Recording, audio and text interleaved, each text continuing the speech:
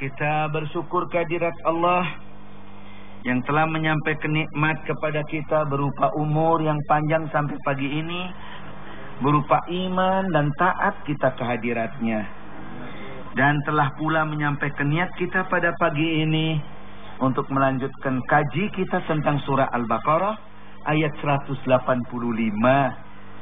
ya, yang kemarin baru sampai pada yang berbunyi a'udzubillahi minasyaitonir rajim. Bismillahirrahmanirrahim. Syahrul Ramadan alladzi unzila fihi al-Qur'an hudan lin-nasi wa bayyinatin minal huda wal furqan. Baru sampai di situ. Lalu faman syahida minkumus syahra falyasum. Baru sampai di situ. Nah, kelanjutannya pada ayat yang berupa ayatul rukhsah. Ayat yang berupa isinya dispensasi, berupa keringanan dari Allah kepada umat yang beriman dalam urusan ibadah puasa. Di situ diterangkan oleh Allah bahwa dikatakan wa man kana maridun aw ala safarin fa iddatu min ayyamin ukhar.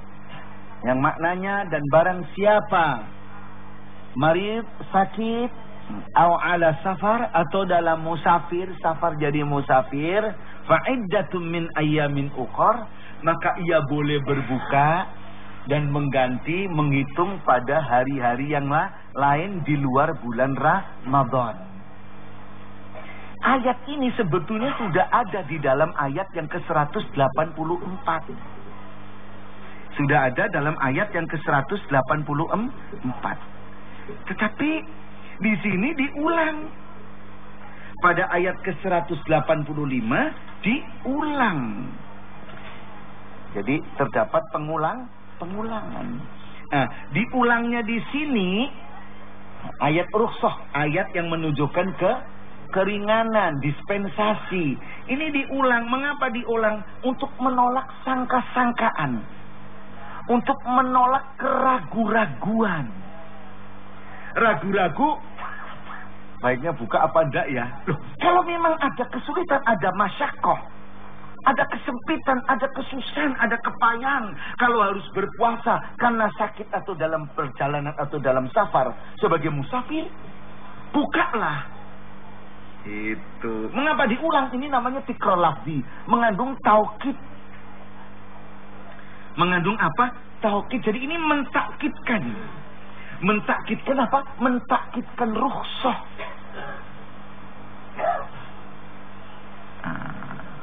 Mentakkidkan rukhsah. Menekankan kesungguhannya tentang memberikan keringanan. Sebab dalam Quran ada dua hukum. Hukum yang azimah, yang pasti, dan hukum rukhsah. Azimah itu yang memaksa harus dilaksanakan, rukhsah yang memberi keringanan. Ini ada dua hukum. Maka dengan diulangnya di sini, ya, azimah upama perintah puasa, kutiba alaikumusiyam, azimah, diwajibkan atas kamu puasa, azimah. Itu. Tapi kamu boleh buka, itu rukhsah. Dengan adanya keduanya ini ada dalam rentetan ayat ini. Bahkan ayat rukhsah diulang dua kali. Ini menunjukkan bahwa Allah itu amat suka kepada orang yang mengerjakan rukhsah. Sebagaimana Allah sendiri amat suka kepada orang yang melakukan azimah. Loh ya, Allah cinta sekali kepada orang yang melakukan puasa Ramadan. Cinta sekali. Karena memang ia tidak ada masyakoh, tidak ada kesulitan, tidak tahan. Allah senang. Tapi kepada orang yang kena kepayahan, sakit, yang apabila puasanya dilanjutkan menimbulkan hal-hal yang tidak baik. Begitu pula orang yang dalam safar, menjadi musafir, yang kalau sampai berpuasa kepayahan sekali, lalu ia berbuka, Allah pun amat suka kepada orang yang semacam ini, sebagaimana sukanya beliau kepada orang yang berpuasa yang tidak ada masyakohnya. Ini dapat dimengerti ini ya. Jadi sama-sama disukainya. Maka kalau dapat masyakoh, silakan saja berbuka. Nggak usah ragu-ragu. Nah, begitu ya. Ya sudah barang tentu, kemarin sudah saya terangkan dulu, yang namanya masyakoh, yang namanya kesulitan, kesusahan, kepayahan, itu kadarnya tidak sama bagi seseorang. Karena kondisi badannya tidak sama. Tapi yang sama satu, yaitu keimanannya. Loh, bahwa orang yang beriman akan merasa rugi kalau sampai dia tidak mengerjakan puasa. Ini ukuran. Kecuali orang yang memang imannya lemah, nggak ada keperluan ya pergi musafir, gitu kan ya, supaya bisa buka, gitu, umpama saja, ya. Jadi, itulah dulu sahabat gitu loh, ngati-hati, musafir, ya, dengan Nabi, ya, itu ukurannya orang beriman begitu. Meskipun ada ayat rukhsah yang semacam itu, sahabat itu tidak mau berbuka dulu. Nabi sudah memerintahkan, ayo berbuka, minum, makan. Sahabat nggak berani berbuka. Setelah Nabi berbuka baru ikut. Itu sahabat. Lain dengan sekarang. Ya, ustadznya belum, ini sudah cak. Oh, malah santri lain. Sahabat dulu dengan sahabat sekarang, Masya Allah ya. Tapi lumayan masih. Jadi inilah ibu-ibu, bapak-bapak, saudara-saudara yang berbahagia ya. Baik. Sekarang kita lanjutkan. Jadi namanya ayatul rukhsah. Rukhsah ini diberikan kepada orang yang beriman yang bisa mengukur dengan benar, yaitu pasti keimanan orang itu. Contohnya para sahabat. Tadi saya katakan ya, meskipun Nabi sudah memerintahkan, langsung Nabi tah. Bukan lagi ustaz, kan itu tangan pertama Nabi, ya tah. Atau belum berbuka kalau Nabi belum mendahului. Nah, itu. Baiklah. Sekarang berikutnya masih pada ayat yang ke-185, di mana Allah berfirman, yuridullahu bikumul yusra wala yuridu bikumul usra. Yang maknanya Allah menghendaki kemudahan bagi kamu dan Allah tidak menghendaki kesukaran bagi kamu. Yusra itu mudah, kemudahan. Usra kesulitan. Ya. Jadi Allah menghendaki kemudahan bagi kamu. Mengapa kamu boleh berbuka dalam menghadapi masyakoh karena sakit atau dalam perjalanan musafir? Karena Allah menghendaki kemudahan. Agama ini tidak akan mempersulit. Agama itu adalah, Islam itu mudah. Karena mudah, jangan dipermudah lagi. Kan gitu? Kalau sudah mudah, jangan dipermudah lagi. Nah, karena mudah juga jangan dipersulit. Mudah dipersulit. Sudah mudah dimudahkan lagi, lama-lama hilang agamanya, kan gitu kan? Jangan begitu. Jelas maksudnya gitu di sini. Ini satu batasan yang datangnya dari Allah. Sudah cukup mudah itu, tinggal melakukan. Jangan ngarang-ngarang lagi kamu. Ngarang melulu. Nah inilah, ya gitu. Yuridullahu bikumul yusra wala yuridu bikumul usra. Nah itu. Memang Al-Quran Islam ini banyak taklif. Kan gitu kan? Taklif itu kewajiban-kewajiban yang diberikan. Salat wajib, taklif. Tapi diberi pula di sini adalah kemudahan-kemudahan. Ya. Taklif yang diberikan oleh Allah adalah satu kewajiban yang tidak memberatkan hambanya. Maksudnya begitu. Kamu sholat, tapi aku tidak memberatkan kamu dengan sholat itu. Dengan sholat aku tidak ingin memberatkan. Kalau kamu merasa berat, aku mudahkan. Kan gitu. Silakan sholat kamu, berdiri, diam. Kalau sehat. Kok bubul kumat, duduk. Nah, gitu kan. Kan itu kan. Umpama ini ya. Encok rematik kumat, duduk. Duduk di belakang. Umpama. Ini silo yang baik. Kayak gitu. Makmum gitu kan.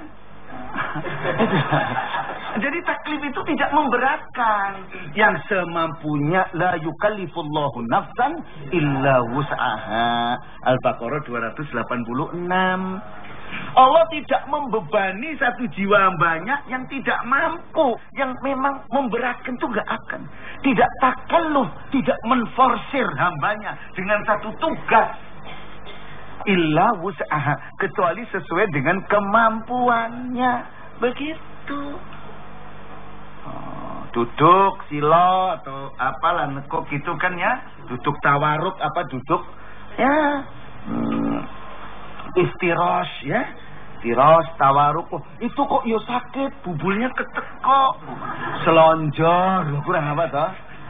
Lah, selonjor, tekok dengkulku upama kan gitu, selonjor.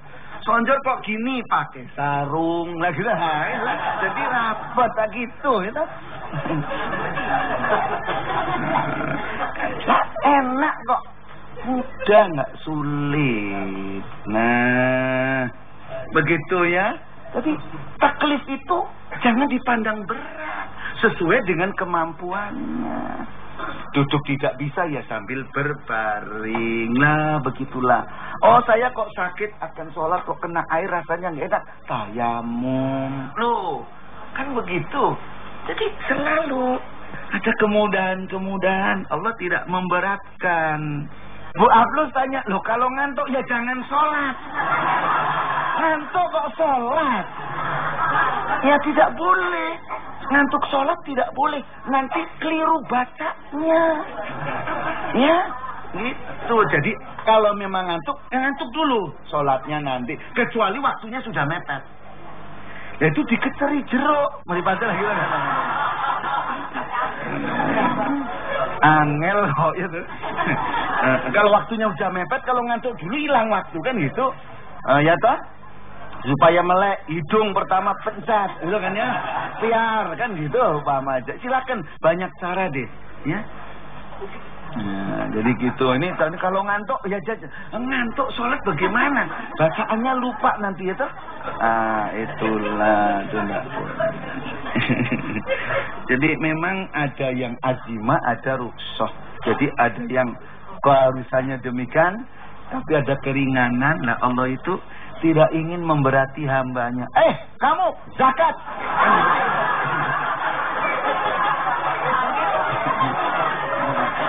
Ini yang jantungin kaget ini.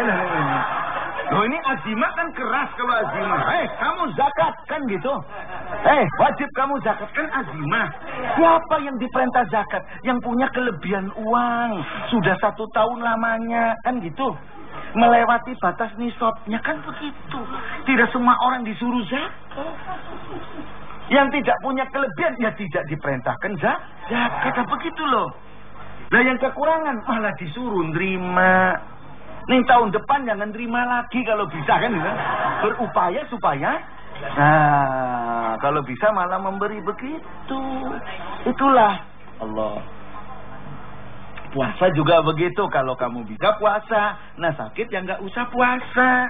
Tapi besok bayar kodok juga nggak bisa karena sakitnya rutin terus. Ya sudah bayar fidyah loh kayak apa tuh? Itulah yuridullahu bikumul yusra wala yuridu bikumul usra. Lo bayar fidyah juga tidak mampu. Nah itu ada baitul mal. Baitul mal nggak ada sekarang kan nggak ada ya saudaranya yang mampu yang bayari. Enggak ini boleh. Saudaranya melarat semua ya sudah enggak ada. Tanya terus lagi. Nah ini ya. Jadi begitu Pak ya. Itulah ada kan yang membayar kifarah? Ya kan? Ada kan yang sudah saya terangkan minggu yang lalu dulu menerangkan soal puasa. Siang-siang di Madinah. Nabi kedatangan orang lari-lari kecil. Ya Rasulullah, celaka saya hari ini. Celaka saya hari ini. Celaka. Ada apa kamu celaka? Aku meninjau lajang istriku. Nah, terus tanya loh. Terus ya ini sahabat, apa tanyanya? Ya Rasulullah, apa hukum begitu? Minta supaya hidupnya diridhoi oleh Allah. Hukumnya apa? Siap menerima hukuman. Coba tuh. Kalau sekarang kan konangan aja mungkin.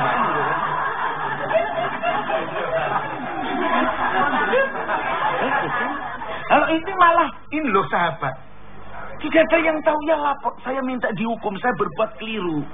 Loh, terus Nabi mengatakan, bersabda, kamu sanggup membebaskan seorang budak? Enggak. Nah, kamu sanggup puasa 2 bulan berturut-turut? Enggak. Kamu sanggup memberi makan 60 orang miskin? Enggak. Enggak melulu. Lalu Nabi kena ada Baitul Mal kan, Nabi ngambil kantong kurma ini, bagikan di kampungmu pada orang miskin. Masih mepet lagi, di kampungku yang miskin cuma saya loh. Gitu. Akhirnya Nabi sambil senyum mengatakan, wis peen kono kan. Loh, artinya berilah makan keluargamu loh. Itulah yuridullahu bikumul yusra wala yuridu bikumul usra. Sudah mudah, jangan dipermudah lagi. Nanti hilang syariatnya ya Pak ya. Jadi Islam itu begitu luas sekali, manusiawi. Saya ingin tanya pada ibu bapak saudara-saudara, baik yang di studio ini maupun yang di rumah masing-masing deh. Apa sulitnya sholat apa itu? Nggak ada. Ruku ya toh? Ya gimana sendi-sendi bisa ruku? Coba kalau ruku pakai kayang, coba dah. Bisa nggak? Nah nggak bisa. Allah tidak nyuruh kayang enggak. Ruku itu pun kalau mampu. Kayang kan ke belakang ke sana. Oh disuruh ruku yang biasa saja jarang yang mau. Apalagi suruh kayang. Nih, ya yuridullahu bikumul yusra wala yuridu bikumul usra. Ini. Nah, kalau perintahnya kayang halim kayak ngapa lah. Bola balin glundung.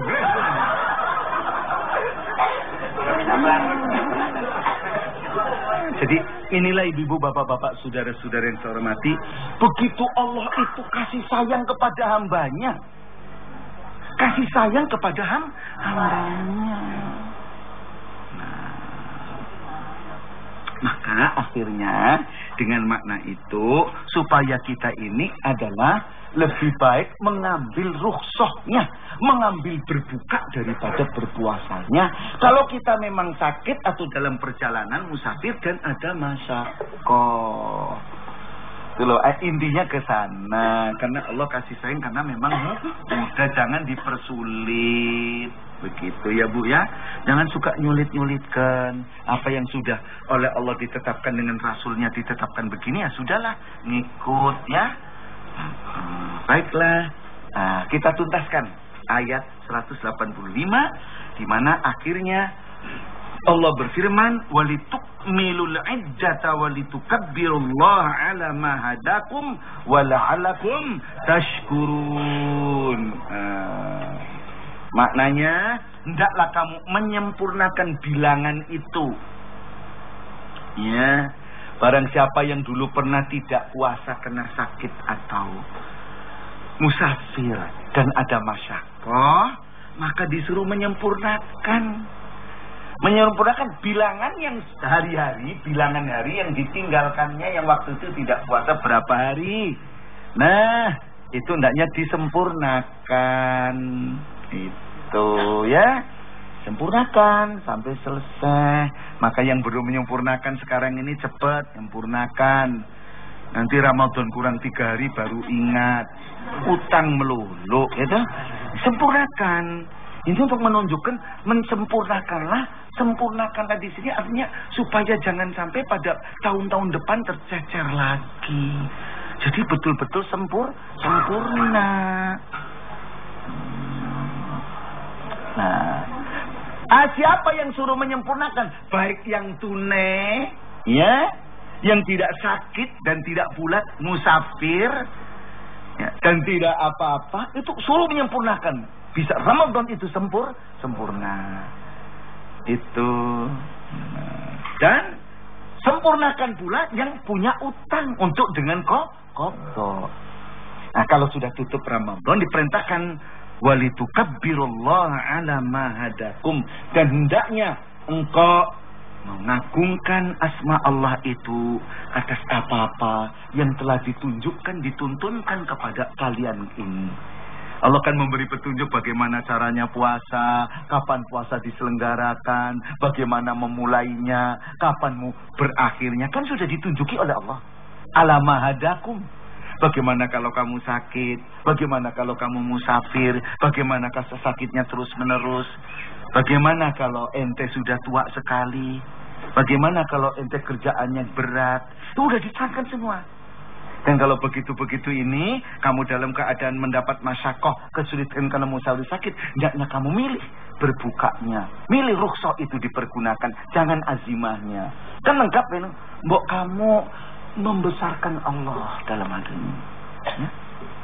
Yaitu apa? Mengagungkan asma Allah. Bagaimana cara mengagungkannya? Nah, tutup puasa malam Ramadan, takbir. Bertakbir kamu. Itu Allahu Akbar, Allahu Akbar, Allahu Akbar. La ilaha illallah, wallahu akbar. Allahu Akbar walillahil hamd. Ayo. Allahu Akbar, Allahu Akbar, Allahu Akbar. La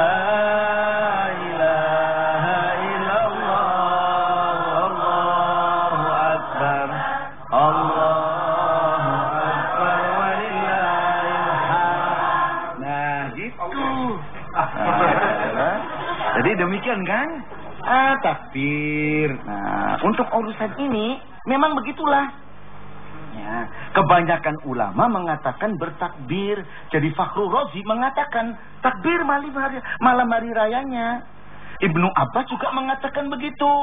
Sepatutnya atas orang Islam jika melihat bulan hari raya, hendaklah ia bertakbir. Imam Syafi'i juga mengatakan, malah saya menzahirkan takbir keras. Mengeraskan takbir itu pada malam hari raya. Nah inilah. Jadi menjaharkan takbir. Baik. Lalu akhirnya buntut dari ayat ini wala'alakum tashkurun. Ini intinya besar sekali. Wala'alakum tashkurun gitu ya, supaya kamu bersyukur kepada Allah. Bersyukur di sini maksudnya apa? Dengan takbirnya, dengan segalanya, bersyukur kepada Allah artinya mensyukuri nikmat Allah. Mensyukuri nikmat Allah itu apa? Sudah sering saya terangkan, nikmatnya dipakai untuk berbuat taat. Kalau nikmat itu berupa syariat, bagaimana mensyukuri nikmat yang berupa syariat? Perintahnya dilaksanakan, larangannya ditinggalkan. Tuntunannya diikuti. Kalau ada yang syubhat, ditinggalkan. Syukur ada ulama yang sudah bisa memberikan keterangan bahwa itu boleh atau terlarang. Gitu kan? Kalau ada yang syubhat, tinggalkan. Sebab Nabi bersabda, innal halala bayyinun wa innal harama bayyinun wa bainahuma umurun mushtabihat. Wa may yattaqi syubhata faqad istabra'a li dinihi wa 'irdihi. Maknanya, yang halal itu sesungguhnya sudah jelas. Ini yang haram pun sesungguhnya sudah jelas. Tapi di antara keduanya, antara yang halal haram, banyak persoalan hal-hal yang masih syubhat, yang hukumnya samar. Untuk umat awam, mana ya hukumnya ini apa itu? Kita bingung. Nah, orang yang awam dalam menghadapi yang syubhat seperti ini, hendaknya memelihara diri dari syubhat. Jangan dikerjakan. Lah, siapa yang berbuat demikian ini? Faqadistabra'a lidinihi. Berarti dia telah mensucikan agamanya. Wa irdihi, dan menyantuni dirinya sendiri. La'alakum tashkurun, ke sana. Ya. Nah, demikianlah ibu-ibu, bapak-bapak, saudara-saudara yang berbahagia. Mudah-mudahan keterangan ayat yang ke-185 ini pagi ini sudah dapat diselesaikan secara ringkas, dan dengan itu kita sudah memahaminya sehingga jangan sampai ada ragu-ragu lagi.